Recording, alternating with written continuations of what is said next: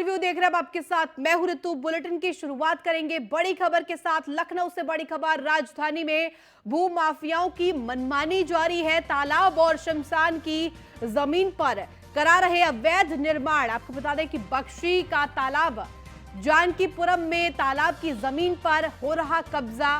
DM ने जांच के निर्देश दिए हैं, फिर भी नहीं रुका निर्माण। आपको बता दें कि अधिकारी और बिल्डर्स की मिलीभगत से सरकारी जमीन पर कब्जा हो रहा। आपको बता दें जांच की अधूरी रिपोर्ट लगाकर क्लीन चिट दे दी गई।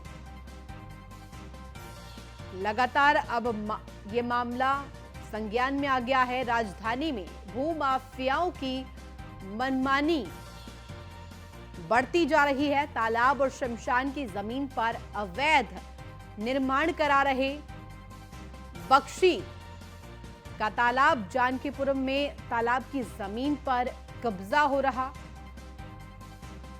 डीएम ने जांच के निर्देश दिए हैं, फिर भी निर्माण रुका नहीं है।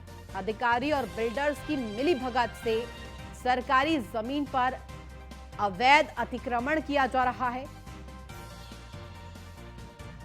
कब्जा कर सरकारी जमीन हड़पी जा रही है।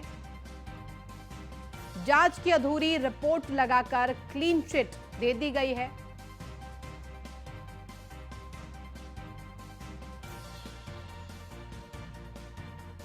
लखनऊ से, राजधानी लखनऊ से ये बड़ी खबर, जहां भू माफियाओं की मनमानी लगातार बढ़ती ही जा रही है।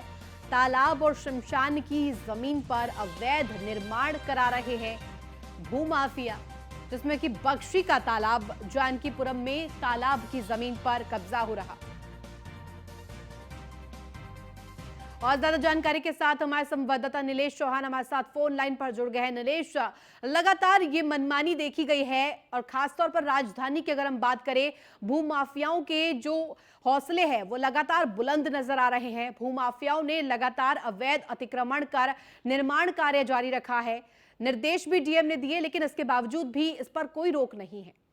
देखिए, बिल्कुल आपको बता दूं कि राजधानी लखनऊ में जो भूमाफिया हैं उनकी नजर सरकारी जमीनों पर बनी रहती है, जिसका नतीजा है कि बड़े पैमाने पर सरकारी जमीनों पर भूमाफियाओं का कब्जा है। हालांकि लखनऊ विकास प्राधिकरण लगातार जमीनों को चिन्हित करके उनसे खाली कराने का काम कर रहा है, लेकिन उसके बावजूद एक ताजा मामला लखनऊ के बख्शी तालाब तहसील क्षेत्र के अंतर्गत जानकीपुरम सेक्टर आई का सामने आया, जहां पर सरकारी जमीन का जो तालाब है उस पर कुछ भूमाफियाओं ने जबरन कब्जा कर लिया है। डीएम ने जांच के निर्देश दिए, फिर भी निर्माण कार्य अभी तक नहीं रोका गया है।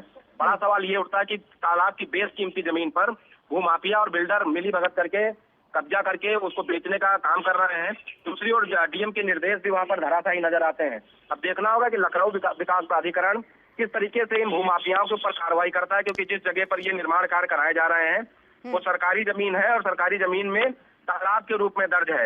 ऐसे में उस तालाब को अतिक्रमण किया जा रहा है। दूसरी ओर सरकार लगातार ये प्रयास कर रही है कि नीलेश, क्योंकि लगातार भ्रष्टाचार पर शिकंजा कसा जा रहा है। यूपी सरकार लगातार कवायद करती हुई दिखाई देती है, लेकिन जो ये मामला सामने आया है सीधे तौर पर सवालिया निशान खड़ा करता है, क्योंकि अधिकारी और बिल्डर्स की मिलीभगत से धड़ल्ले से निर्माण कार्य हो रहा है।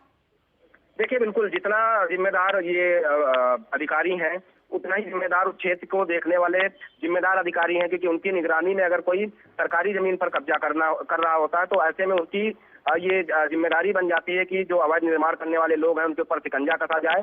लेकिन वो आंखों पर काली पट्टी बांध लेते हैं, जिसका नतीजा रहता है कि बिल्डर्स और भूमाफिया धड़ल्ले से सरकारी जमीन पर निर्माण करते हैं। निर्माण करने के बाद लोगों को गाढ़ी कमाई का पैसा लेकर उस जमीन को बेच देते हैं और बिल्डर्स वहां पर पैसा लेकर रफू चक्कर हो जाते हैं। ऐसे में परेशानी उन लोगों को उठानी पड़ती है जो अपने सपनों का आशियाना खरीद लेते हैं। उनको ये पता नहीं होता है कि वो जमीन सरकारी दस्तावेजों में सरकारी जमीन के रूप में दर्ज है। ऐसे में उन लोगों को परेशानी का सामना करना पड़ता है। जैसे सेक्टर आई की जो घटना है, वहां पर सरकारी तालाब के ऊपर निर्माण कार्य चल रहा है।